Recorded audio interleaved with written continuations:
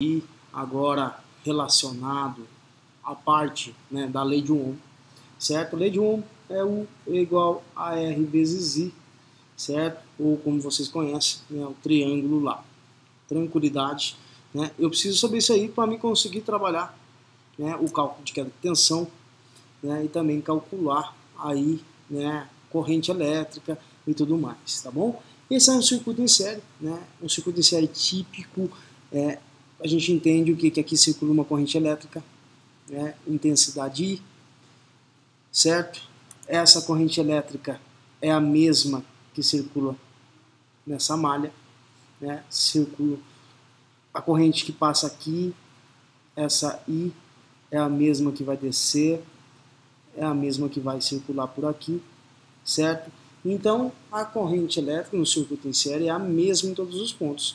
Só que o que acontece? Né? Acontece que nos resistores a gente tem, né, uma queda de potencial. A gente tem o quê? Uma queda de tensão, né, sobre os resistores, tá bom? Então aqui eu vou ter uma queda de tensão, vou chamar de queda de tensão V1, vou chamar de queda de tensão V2, certo? Então aqui temos a nossa fonte, nosso gerador, tá bom? Uma diferença de potencial de 15 volts aí. Tranquilidade, né? A gente vai utilizar a lei de Ohm para determinar as quedas de tensões na malha e a corrente da malha. Primeira coisa, da mesma forma, né, que a gente vem resolvendo de maneira simples, sem complexibilidade, eu preciso primeiramente encontrar a resistência equivalente. Né? A resistência equivalente em série é a soma dos resistores. Né? Então eu tenho 7 ohms aqui e eu tenho aqui 3 ohms. Então aqui, no caso, eu tenho uma resistência equivalente, né, de 10 ohms, certo?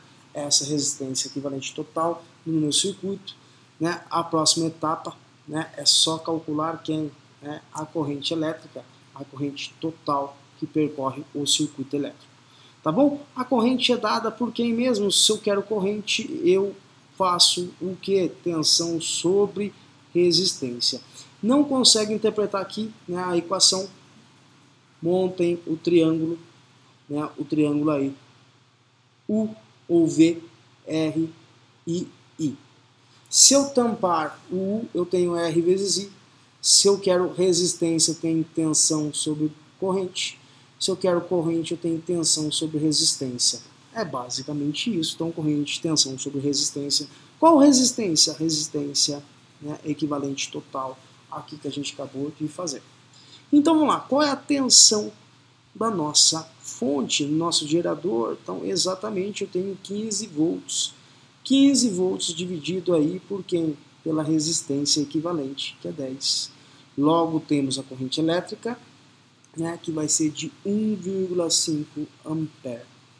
Show de bola, né? Próxima etapa é calcular as quedas de tensão. Quem que são as quedas de tensão, né? No circuito em série, a corrente é a mesma, só que nós temos a queda de tensão, diminuição do potencial em cada resistor. Fechou? Para mim calcular V1, né? V1, interpretando aí V1. Quem que é V1? Né? Para achar V1 ou U é igual a resistência vezes a corrente. Quem que é a corrente que passa aqui? É a I. A I foi calculada de 1,5 ampere. Então resistência é 3, né? Vezes aí, né, a corrente elétrica. Né? Quem que é essa corrente elétrica? 3 vezes quem? 1,5. Então, 1,5. Logo, temos uma queda de tensão em cima desse resistor de 4,5 volts.